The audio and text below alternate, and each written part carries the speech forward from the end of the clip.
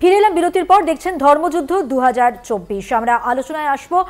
আচ্ছা প্রীতম বাবু, আমরা কেন্দ্রভিত্তিক যদি আলোচনা করি, এবারে যে 8টি কেন্দ্রে চতুর্থ দফায় ভোট গ্রহণ শুরু হয়েছে বা চলছে, প্রস্তুতির ছবি তো অনেকদিন ধরেই আমরা দেখছি। যদি প্রার্থী হিসেবে দেখি, বর্ধমান দুর্গাপুরের কথাই যদি আসে, কীর্তি আজাদ, দিলীপ ঘোষ এবং সুকৃতি ঘোষাল নম্বরের বিচারে বলুন বা দক্ষ সংগঠক বলুন বা পারফর্মার বলুন, সব দিক থেকে কাকে বেছে নেবে মানুষ, কেন বেছে নেবে? সব দিক থেকে এগিয়ে আছে দিলীপ ঘোষ নিজে। কিন্তু তার যদি সেই প্রসঙ্গে আসতেই হয়, আমি একটা শুরুতে বলে দিই, মুখ্যমন্ত্রীকে কুকথা দিয়ে শুরু হয়েছিল, তারপর থেকে প্রতিদিন যা যা মন্তব্য করেছেন নির্বাচনী আবহে রাজ্য রাজনীতি কিন্তু তোলপাড় করে ফেলেছেন। সেই জায়গাটা মাথায় রেখে তাকে নিয়ে দলের ভাবনা চিন্তা, এবং তাকে যেখানে তিনি জিতেছিলেন তারপর তাকে অন্য জায়গায় আবার লড়াই করতে দেওয়া হলো, সেই জায়গা থেকে এবারে যেমন তিনি বলতে গেলে প্রস্তুতিটা ভালোই নিয়েছেন, সেটা তিনি দেখিয়ে দিয়েছেন, পাশাপাশি তারই মন্তব্য কিভাবে দেখছে দল? দেখুন, আজকে দলের বা যে কোনো জায়গায় ভালো সৈনিকদের ঠিক যেসব জায়গা হেরে যাওয়া ফ্রন্ট, সেখানে পাঠানো হয়। তো দুর্গাপুর ওই কেন্দ্রে আমাদের ফলাফল ভালো হয়নি, তো আজকে দুর্গাপুর ওই কেন্দ্রে আজকে আবার দিলীপ দাকে গিয়ে ওটা পুনরুদ্ধার করার জন্য ওই জায়গায় গেছে। ওই জায়গায় বিপুল পরিমাণে সন্ত্রাস হয়েছিল 2021-এর পর। দিলীপ দা বারবার ছুটে গেছিলেন, তখন উনি প্রেসিডেন্ট ছিলেন। এরপরেও আমাদের গুরুত্বপূর্ণ নেতা হিসেবে বারবার ছুটে গেছেন এবং দক্ষ সংগঠক উনি। মেদিনীপুরে যথেষ্ট, মেদিনীপুর থেকে শুরু করে পুরো পশ্চিমবঙ্গের জন্য প্রচুর প্রচুর প্রচুর উনি এমপি থাকাকালীন প্রজেক্ট নিয়ে এসছেন। কসাই ব্রিজ থেকে শুরু করে বিভিন্ন রাস্তা থেকে শুরু করে প্রচুর কাজ করেছেন। আজকে ওখানে আইআইটি থেকে শুরু করে নতুন করে আয়ুর্বেদিক হসপিটাল থেকে শুরু করে সবটাই মেদিনীপুর কেন্দ্রে উনি করেছেন। এখন আবার দুর্গাপুর বর্ধমান কেন্দ্রে উনি যেই বন্ধ কারখানাগুলো আছে, যেগুলো খোলার মতো জায়গায় আছে, সেগুলো খোলার জন্য প্রতিশ্রুতি করেছেন। ওইখানে দেখুন শিল্প অঞ্চল প্লাস বর্ধমান হচ্ছে আমাদের সবুজ বিপ্লবের একটা, তো দুটোতেই আজকে সেই জায়গায় সিন্ডিকেট বাহিনীতে সব নষ্ট হয়ে যাচ্ছে। সেই জন্যই ওই জায়গায় দিলীপদার মতো একজন ক্যান্ডিডেটকে বিজেপি করেছে এবং উনি ওখানে বিপুল ভোটে জয়ী করবেন, বিপুল ভোটে জয়ী হবেন। ওখানে মানে উনি পেয়েছেন এমন একটা কেন্দ্র, এবং ওইখানকার মানুষ দিলীপদাকে পেয়ে আপাত মানে ধর্ম বর্ণ দল নির্বিশেষে দিলীপদাকে বেছে নিয়েছেন। আমরা দেখেছি তো, দিলীপ যখন ক্যাম্পেন করেছেন, তৃণমূলের সবাই গিয়েছেন, ওনারা তৃণমূলের লোকেরা ওনার সাথে সেলফি তুলছেন, সিপিএমের লোকেরা দিলীপদা বলছেন। তো আজকে দিলীপদাকে যেখানেই দেখছেন সেখানে এত স্বতঃস্ফূর্ততা, একদম স্বতঃস্ফূর্তভাবে ওনার কাছে চলে আসছে। তার কারণ হচ্ছে বাংলায় দেখেছে দিলীপ ঘোষ যেদিন থেকে লড়াই করা শুরু করেছিলেন, আর তারপর লড়াইটা কোন জায়গায় নিয়ে গেছেন। দিলীপ ঘোষের নেতৃত্বেই আজকে ভারতীয় জনতা পার্টি অভূতপূর্ব একটা সাফল্য পেয়েছে।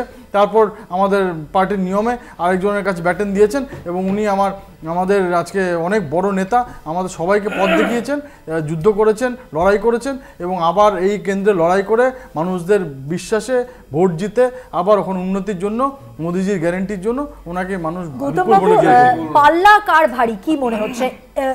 বিশেষ করে দিলীপ ঘোষকে নিয়ে যখন কথা ওঠে, অনেকটা বড় অ্যাসপেক্টে তো দেখা হয় দিলীপ ঘোষের, তার মন্তব্য, তার রাজ্য রাজনীতিতে তার যে প্রভাব, তিনি একটা পার্সোনালিটি। সেই জায়গা থেকে যদি বলি, কি মনে হচ্ছে এবারের নির্বাচনে তিনি কতটা এগিয়ে, কেন? গৌতম বাবু আমাকে বলবেন? হ্যাঁ, বিষয় হচ্ছে যে এটা দিলীপ ঘোষ বলে বিষয় না। বিষয়টা আমরা এটা জানি যে দেশ জুড়ে এই সাধারণ নির্বাচনে মানুষের অবস্থাটা কি। আমি কেন এই কথাটা বলছি, যে বিচার ব্যক্তির ওপরে দাঁড়িয়ে এই নির্বাচনে মানুষ যারা ভোট দিতে যাবেন তারা ভোট দেবেন না। ভোট দেবেন তাদের প্রত্যেক দিনের জীবন যন্ত্রণার ঘটনার কথা ভেবে। লাগাম ছাড়া মূল্যবৃদ্ধি, দেশের টলারেন্স বলে কিছু নেই। দেশের সরকারের জনবিরোধী নীতির বিরুদ্ধে বললেই তিনি হয়ে যাচ্ছেন দেশদ্রোহী। কোটি কোটি টাকা, কোটি কোটি টাকা, কল্পনা করা যায় না যে কালো টাকা উদ্ধারের নামে নীরব মোদী, ললিত মোদীরা চলে গেল, তার বিরুদ্ধে কোনো আইন তৈরি করে সে টাকা ফেরত আনার কোনো চেষ্টাই হলো না। শিল্প ইন্ডাস্ট্রি বন্ধ, সাবসিডাইজ রেটে যে কৃষকদের সাহায্য করছিল, কৃষক হত্যা বারে বারে বারে বারে পশ্চিমবঙ্গে শুধু নয় গোটা দেশে বাড়ছে। এরপরে বিজেপির যারা স্পোক্সম্যান বা বিজেপির যারা দায়িত্বে আছেন, তারা এসে বলেন, ভাষণ দেন যে মানুষ, সাধারণ মানুষ তারা জয়যুক্ত করবেন বিজেপিকে। আমার ব্যক্তিগত ধারণা যে এইবারের সাধারণ নির্বাচনে বিজেপির আসন সংখ্যা কমবে, অবশ্যই কমবে, কমতে বাধ্য। তার কারণ মানুষ এই জাতপাতের রাজনীতি, বিদ্বেষের রাজনীতি, ধর্মের নামে বিভাজনের রাজনীতি, দেশের অখণ্ডতার মধ্যে যে ঐক্য, বিভিন্নতার মধ্যে যে ঐক্য, তার যে দর্শন, ভারতবর্ষের যে দর্শন, সেই দর্শনের ওপর যারা আক্রমণ করছে সেই দলকে ধর্মনিরপেক্ষ গণতান্ত্রিক মানুষ আলোচনা করছি যেহেতু না ধর্ম, আমি এই জন্যই কথা বললাম যে ধর্মনিরপেক্ষ গণতান্ত্রিক মানুষ বিজেপিকে ক্ষমা করবেন না, ক্ষমা করতে পারবেন না। সিপিআই ইন্ডিজোটে আছে, সিপিআই ইন্ডিজোটে আছে, সিপিআই কটা সিট পাবে বাংলা? সিপিআই ইন্ডিজোটে আছে, সিপিআই যেখানে যেই মুসলিম লীগ যে ইন্ডিজোটে আছে তার সাথে কথা বলতে হবে। যে রাহুল গান্ধী আজকে ধর্মের ভিত্তিতে কোটা ভাগ করে দিচ্ছে সেখানে এটা শুনতে হবে। আসলে মানুষকে আপনারা লাস্ট 7 বছর ধরে ভুল বুঝিয়েছেন, হয়ে গেছে, আপনারা গোটা শূন্য পাবেন, একদম শূন্য, মানুষ শূন্য পাবে, মানুষ শূন্য পাবে, মানুষ শূন্য পাবে, আরে গৌতম দা মানুষ শূন্য পাবে, মানুষ শূন্য পাবে। একটু বিরত করব, একটি গুরুত্বপূর্ণ খবরে নজর দিয়ে নি। রাজ্যে রেশন দুর্নীতিতে 87টি অভিযোগ দায়ের রিপোর্ট দিয়ে হাইকোর্টে জানানো হয়েছে রাজ্যের পক্ষ থেকে 65টি মামলায় চার্জশিট দেওয়া হয়েছে, বাকি 20টি মামলার তদন্ত চলছে। রাজ্যের এই রিপোর্ট নিয়ে বক্তব্য জানাতে চায় ইডি। আরো একবার জানিয়ে রাখবো, রিপোর্ট দেওয়া হয়েছে হাইকোর্টে, জানিয়েছে রাজ্য 65টি মামলায় চার্জশিট দেওয়া হয়েছে, বাকি 20টি মামলার তদন্ত চলছে। এ বিষয়ে আরো জানাবেন আমাদের সঙ্গে টেলিফোন লাইনে রয়েছেন আমাদের প্রতিনিধি পীযূষ কান্তি নাগ। পীযূষ কান্তি, দেখো, রাজ্যের একটি রিপোর্ট কলকাতা হাইকোর্টে আজ জমা পড়েছে। সেই রিপোর্টে উল্লেখ করা হয়েছে যে রাজ্যে মোট রেশন দুর্নীতি নিয়ে যে 87টি মামলা অভিযোগ দায়ের হয়েছিল তার মধ্যে 65 অভিযোগের ভিত্তিতে ইতিমধ্যে চার্জশিট পেশ করা হয়েছে এবং সেই চার্জশিট বাকি যে 20টি মামলা রয়েছে সেই মামলার তদন্ত এখনো চলছে। তার মধ্যে 2টি মামলা ডিফেক্টিভ এবং রাজ্যের এই রিপোর্টের প্রেক্ষিতে এনফোর্সমেন্ট ডাইরেক্টরেটের পক্ষ থেকে বলা হয়েছে তারা এই রিপোর্টের প্রেক্ষিতে তারা হলফনামা দিয়ে তারা তাদের বক্তব্য জানাতে চান। কিন্তু তুমি জানো, ইতিমধ্যে রেশন দুর্নীতি নিয়োগ সংক্রান্ত মামলায় আদালতের নির্দেশে এনফোর্সমেন্ট ডাইরেক্টরেট তদন্ত করছে। এনফোর্সমেন্ট ডাইরেক্টরেট কলকাতা হাইকোর্টের দ্বারস্থ হয়ে তাদের দাবি ছিল রাজ্যের যে সমস্ত তদন্ত চলছে রাজ্যের তরফ থেকে সেই তদন্তগুলি, সেই মামলাগুলিও তাদের তদন্তের এখতিয়ারভুক্ত করার নির্দেশ দিক কলকাতা হাইকোর্ট।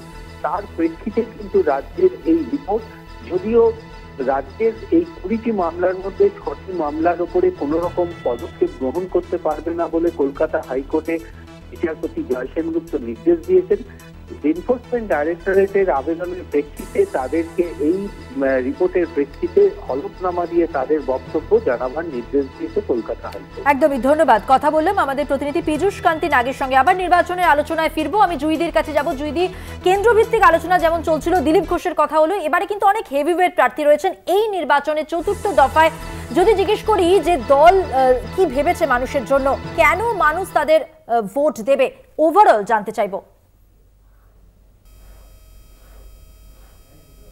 দেখুন, আমাদের দলের বক্তব্য হচ্ছে যে মানুষের পাশে থেকে 365 দিন উন্নয়ন করা।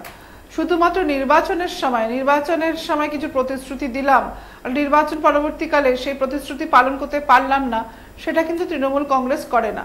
মমতা বন্দ্যোপাধ্যায় আপনারা দেখেছেন 2021-এ যখন নির্বাচন হয়েছিল, বিধানসভা নির্বাচনের আগে উনি বলেছিলেন আমরা মানুষের আশীর্বাদে ক্ষমতায় আসি, তাহলে কিন্তু আমরা মানুষকে প্রত্যেক বাড়িতে মেয়েদের প্রত্যেক পরিবার পিছু 4 জন মহিলাকে আমরা লক্ষ্মীর ভান্ডার দেব।